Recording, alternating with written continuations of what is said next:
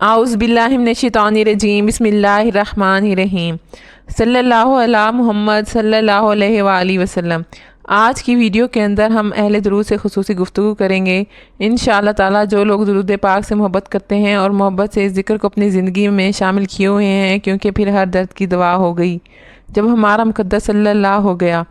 तो आज की वीडियो के अंदर हम दुरूद पाक से जो लोग इश्क करते हैं और फिर अहले दुरूद कहलाते हैं, आशिकान रसूल कहलाते हैं, तो फिर उनके मुक़द्दर में हज़ूर अलैहिस्सलातु वस्सलाम का ज़िक्र लिख दिया जाता है।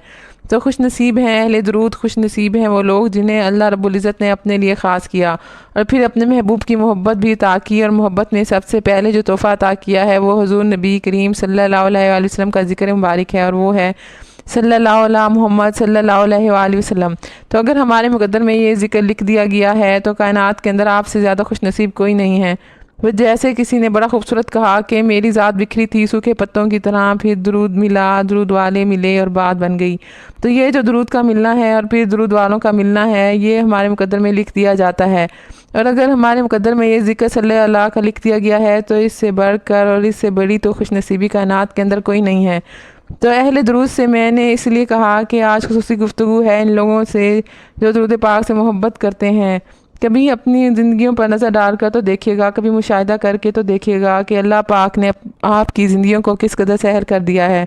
क्योंकि हमारे मुक़द्दर के अंदर ज़िक्र सल्लल्लाहु अलैहि लिख दिया गया है, और जिनके मुक़द्दरों में ये ज़िक्र आ गया तो फिर उनके मुक़द्दर इस दुनिया में भी संवर गए और आखिरत में भी संवर गए, और बिरोज़ मैशर इत्मीनान वाली वो रूहें इंशाअल्लाह ताला खुश हो जाएंगी जब वो हुज़ूर नबी करीम सल्लल्लाहु अलैहि वसल्लम का कुर्ब पाएंगी।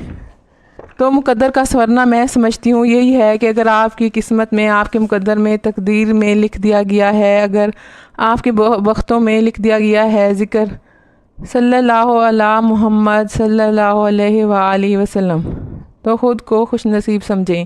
क्योंकि ये ज़िक्र हर एक को अता नहीं होता। वहाँ पर अर्श बरी पर और हुज़ूर अलैहिस्सलातु वस्सलाम की बारगाह अक़दस में फ़ैसला होता है। पहले वहाँ पर आपको याद किया जाता है, आपका चन्ना होता है, और फिर आपकी ज़ुबानों पर मुक़द्दर के साथ ये ज़िक्र जो है वो अता कर दिया जाता है।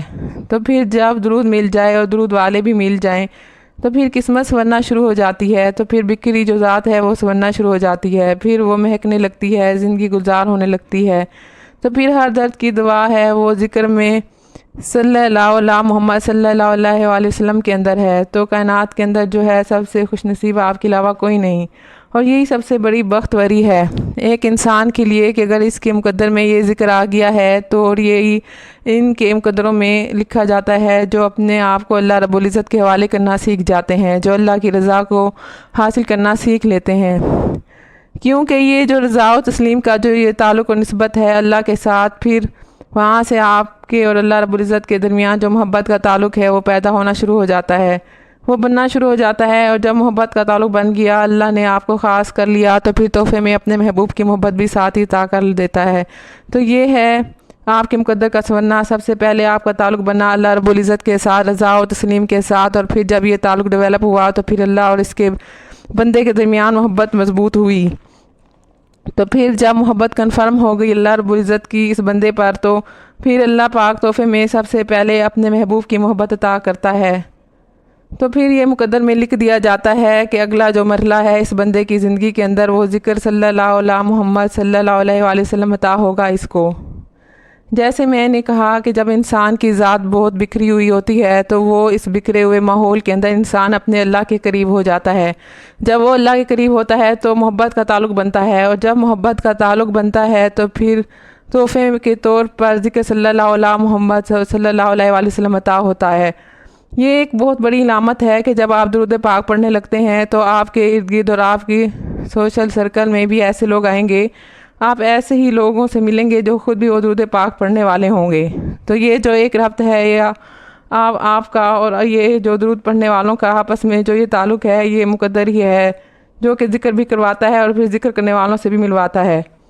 और फिर ये हमारा मुक़द्दर है, खुश होना चाहिए। फिर अपने इस मुक़द्दर पर नाज़ किया करें, अपने ऐसे मुक़द्दर पर फ़ख्र किया करें कि जिस मुक़द्दर में आपको ये ज़िक्र अता हो गया, तो हमारा मुक़द्दर फिर ये बन गया और हमारे मुक़द्दर पर हमें ये ज़िक्र अता हो गया।